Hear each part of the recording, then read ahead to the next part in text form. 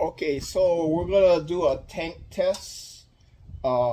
Since the tank is full, both tanks are full, the water valve should not turn on because it doesn't need water, right? It's already full. The water level is touching the water. The water probe is touching the water. This probe here, that's also a water level probe, is already full.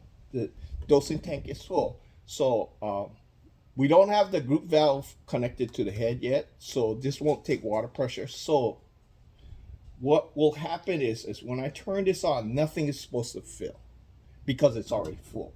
So we shouldn't hear any click. Okay, so I'm gonna go and oh yeah, the heater is still disconnected. We don't want steaming hot water. Okay, so the next test, since everything is full, the water valve should be off. Okay, so when we turn it on, there should be no clicks. Okay, so I'm gonna plug it in. Okay, and I'm gonna turn it on. Okay, so that's the click we heard is the heater to turn on, but since it's disconnected, it's not. Okay, so that's a solenoid to turn on the heater. Okay, so again, that's a solenoid. It's a different sound, a different click than the water, and the water is off right now. I'll touch the valves. Okay, valve is not, it's not sticking. No valve is sticking. Okay, so that's off. Okay, again, water is already up to the level it's supposed to be. The water in the dosing tank is up to the level it's supposed to be. Okay, so now the machine normally would heat up, and then once it reaches the temperature, the way you know is the steam pressure will climb. There's no temperature gauge. It's actually a steam gauge dial, and it'll get up into the working temperature. Okay, right now we're not concerned about the steam.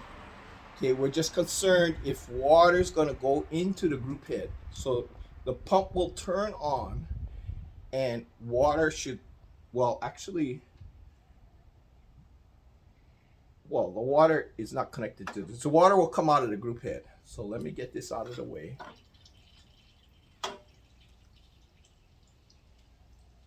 Okay, let me get that out of the way. Okay, and so water should squirt out of the group head. Okay, so you heard that. That's the pump working. Okay, so the pump is trying to draw out water out of the doser. Well, so let's look at that, and we should see the doser, the water drop, and water should come out of the group head. Okay, turn it back on and dosing. Okay, so that's the water trying to pump, but it's not coming out of the group head. I don't see any water coming out of the group head.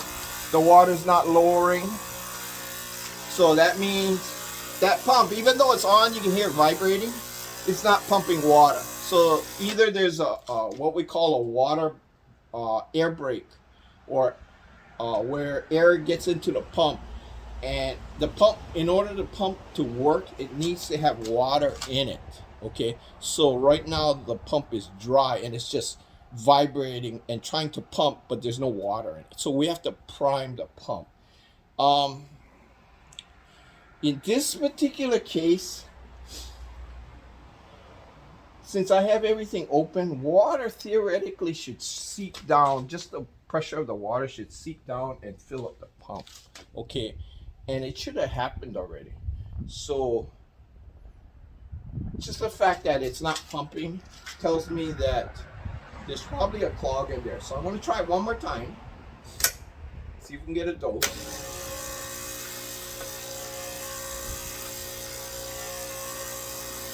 Okay, I'm not getting any water out of here.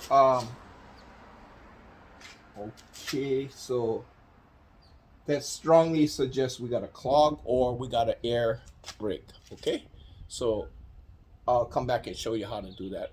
Actually, there may be videos online by other people how to check that valve, that pump, that vibration pump.